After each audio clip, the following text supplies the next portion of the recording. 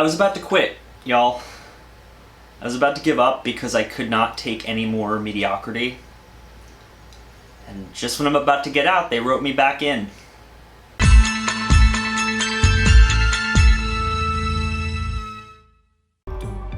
Looking forward to the long weekend. Valentine's Day and President's Day? How often do you get that? It's like the perfect storm, right?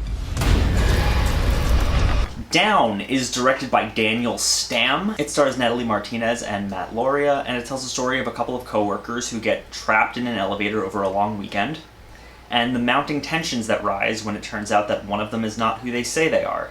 Again, maybe it's because I'm just accustomed to being bombarded with mediocrity by Into the Dark at this point, but I actually didn't hate the experience of watching Down. And I would actually call it the second best Into the Dark episode so far after Puka, but keep in mind that is still a sharp drop in quality.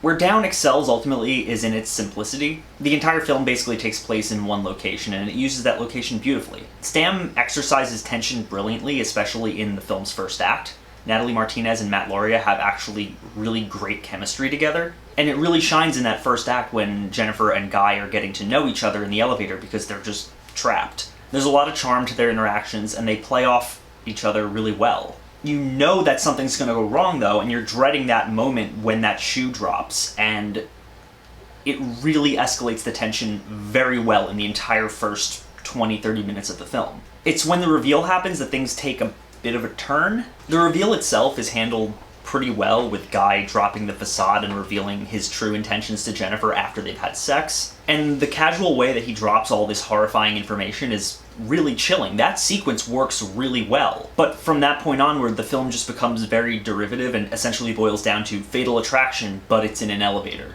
It's never outright bad, but it's also not particularly groundbreaking in any way. You've seen everything that happens in this movie from the second act onward in much better films. It also becomes incredibly frustrating when you realize that by the time the film actually ends, it could have ended like 5 times previous to that. There are so many moments when Jennifer has this dude on the ropes and could easily kill or maim him or cut his dick off with a cigar cutter that's not in the film for any reason, and I was really hoping it would be used that way, but she just never does, and it really just ends up like feeling like she's keeping him alive for plot convenience and nothing else, because you gotta stretch the movie out to reach close to that 90-minute mark.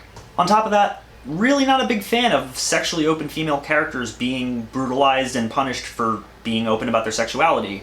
All this starts because Jennifer and Guy have sex in an elevator because they're trapped and what else is there to do, and she wants to keep it casual after. And yes, I know there are entitled man-babies who feel like they're owed love in real life, but in this day and age, in the year of our Lord 2020, it does feel kind of dated. It's a trope that really stopped being a thing 20 years ago.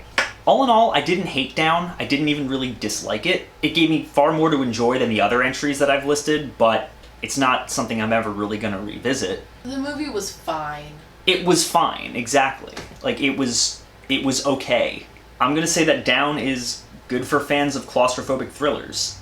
If you want a decent way to kill 90 minutes and you don't have the means of watching Fatal Attraction or the litany of other better films just like this, give it a watch, it won't hurt you. As always, guys, thank you so much for watching. If you like this channel and you want to see more, click down there, like, comment, subscribe. There's a Patreon link down in the description if you want to donate to this channel and help us grow, make new, better quality content for you all to enjoy. You could be like all these cool people right here and get access to all sorts of cool rewards, from access to my private Discord server to gifts sent right to your door once a month. If any of that interests you, please consider donating.